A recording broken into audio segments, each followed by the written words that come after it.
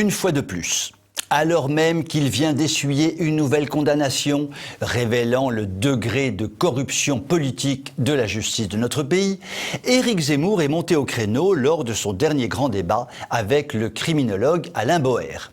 Cela pour continuer à ouvrir les yeux de nos compatriotes et mettre des mots sur des réalités que certains refusent obstinément de considérer. Cette fois sur la notion polémique de l'ensauvagement, entre guillemets, de la société. À la lecture quotidienne de la presse, nous en faisons tous l'expérience intime. Il est absolument manifeste que notre société française plonge dans une violence de plus en plus grave. Cela va bien au-delà de ces fameux sentiments d'incivilité et d'insécurité dont se gargarisent nos ministres, qui ont en l'espèce la fâcheuse tendance à être un peu trop sentimentaux. À l'occasion de ce fameux débat sur CNews, Éric Zemmour et Alain Boer ont rappelé sans concession une réalité qui fait mal. Même le mot d'ensauvagement est mal choisi. La France est tout simplement gangrénée par la violence et il est inutile de chercher des néologismes douteux pour décrire cet état de fait.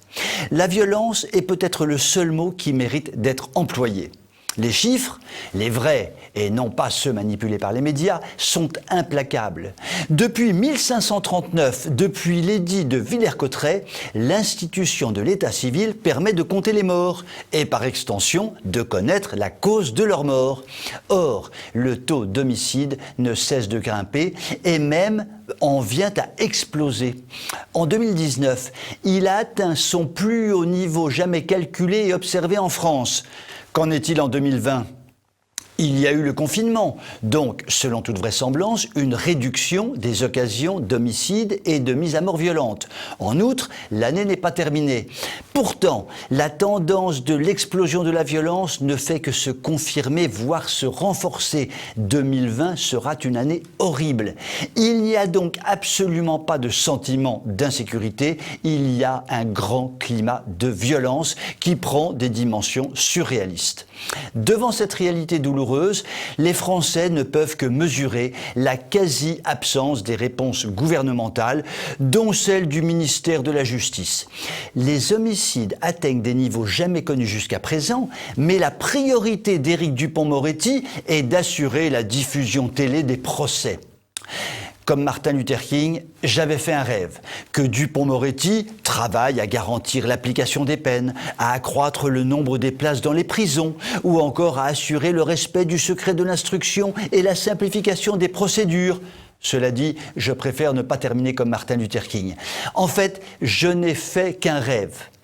Dans la réalité, et en dehors de mon rêve, le ministre affiche sa passion pour la vidéo et accorde la priorité au fait de filmer et de diffuser les procès. Se croit-il donc au procès de Nuremberg ? Estime-t-il que le jugement des racailles doit être une leçon pour les hommes et pour l'histoire ? Ce réflexe inouï risque bien de creuser encore un peu plus la tombe de la justice française. Avec une caméra fixée sur eux, il y a fort à parier que juges et avocats seront encouragés à surenchérir dans le laxisme et le « surtout pas d'amalgame ».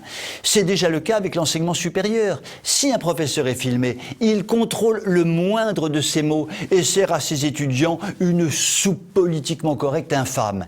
C'est le même régime qui attend sans nul doute les magistrats. L'objectif affiché ? Rapprocher les Français de la justice. Il y a pourtant un moyen plus simple et moins coûteux de le faire appliquer la loi fermement, rapidement et efficacement. Nul doute que cela serait très populaire. Populaire ? Ce serait donc populiste ? Pas question. Sur ces tristes considérations, je vous souhaite une belle soirée et vous dis à demain.